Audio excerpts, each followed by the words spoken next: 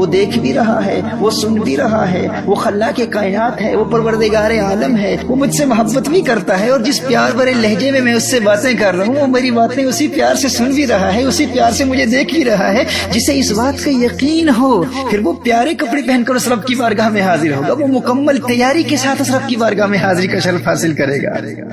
اور عبادت کے لیے میرے آقا صلی اللہ علیہ وآلہ وسلم نے یہی حکم دیا ہے نا کہ اس بارگاہ کے ادب کا تقاضا یہ ہے کہ تم اس بارگاہ میں حاضری کا شرف یوں حاصل کرو گویا کہ تم اسے دیکھ رہے ہو،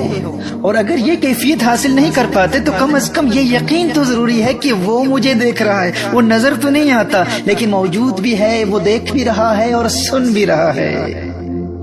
اللہ اکبر۔ میرے دوستو، اس یقین کو مستحکم بنانے کے لیے فقیر کے مستقل بیانات ہیں۔ نماز میں خشوع و خضوع حاصل کرنے کا پریکٹیکل طریقہ، جس میں ہم نے physical form of the prayer, spiritual form of the prayer, the combination of the two, the body of the prayer, the روح of the prayer, spiritual dimensions of صلاح، how to fall in love with the prayer, how to feel hungry for the prayer, ان مختلف موضوعات پر مستقل مفصل بیانات۔ نماز میں خشوع و خضوع اور قلبی حضوری حاصل کرنے اور مکمل انہماک کے قلب کے ساتھ نماز ادا کرنے کے عملی طریقوں پر بھی مفصل تفصیلی بیانات، ڈیٹیل لیکچرز اویلیبل ہیں، آپ ان کو ضرور دیکھیں۔ اور اس میں نماز کے میڈیکل بینیفٹس، طبی فوائد پر بھی تفصیلی بیانات کیے جا چکے ہیں۔ نماز کی جسمانی اور روحانی کیفیات کی حقیقت کیا ہے اور نماز کی اسپرچل فورسز سے ہم مدد حاصل کیسے کر سکتے ہیں، اور ان پریکٹیکل ٹیچنگز پر عمل کرنے کے نتیجے میں انسان کے دل میں نماز کا پیار کیسے پیدا ہوتا ہے، اور نماز کو اس نمازی سے پیار کیسے ہو جاتا ہے۔ ایک تو یہ کہ انسان کو نماز سے پیار ہو جائے، ایک وقت آتا ہے کہ نماز کو اس نمازی سے پیار ہو جاتا ہے،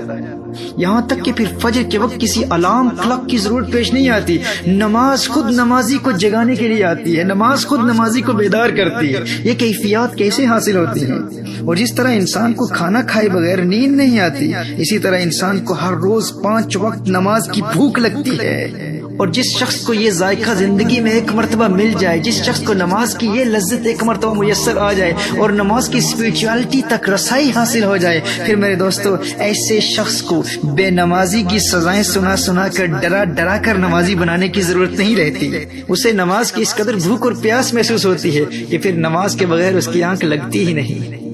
اور الحمدللہ ان پریکٹیکل عملی نکات پر عمل کر کے آج دنیا میں ہزاروں نوجوان اور بزرگ فائدہ حاصل کر رہے ہیں، اور وہ بیانات آپ ضرور سنیے گا، کیونکہ ہم نے مسجدیں تو بہت بنا لی نا، مسجدیں بہت تعمیر ہو چکی، اور کسی حد تک مسجدوں میں نمازی بھی آ ہی جاتے ہیں، لیکن وہ نماز جو انسان کے دل کی دنیا آباد کر دے، انسان کے دل میں ایک انقلاب برپا کر دے، وہ نماز کون سی ہے؟ اقبال نے اسی نماز کے متعلق بیان کیا ہے نا، نماز پڑھنے والے تو بہت ہیں، سجدے کرنے والے تو بہت ہیں، لیکن وہ سجدہ جو انسان کی باطنی کیفیات کو بدل ڈالے، انسان کے باطن کو پاک کر دے، وہ سجدہ کیسے ملے؟ کہا نمازی تو بہت مل جاتے ہیں لیکن اس سجدے کا طریقہ آج تک ہم نے نہیں سیکھا۔ مسجد تو بنا دی شبر میں ایمان کی حرارت والوں نے، من اپنا پرانا پاپی تھا برسوں سے نمازی بن نہ سکا، کیا خوب امیر فیصل کو سنوسی نے پیغام دیا، تو نام و نسب کا حجازی ہے پر دل کا حجازی بن نہ سکا، سر آنکھیں تو ہو جاتی ہیں پر کیا لذت اس رونے میں، جب خون جگر کی آمیزش سے اشک پیازی بن نہ سکا، اقبال بڑا اپتیشک ہے من باتوں میں موہ لیتا ہے، گفتار کا یہ غازی تو بنا کردار کا غازی بن نہ سکا، گفتار کا یہ غازی تو بنا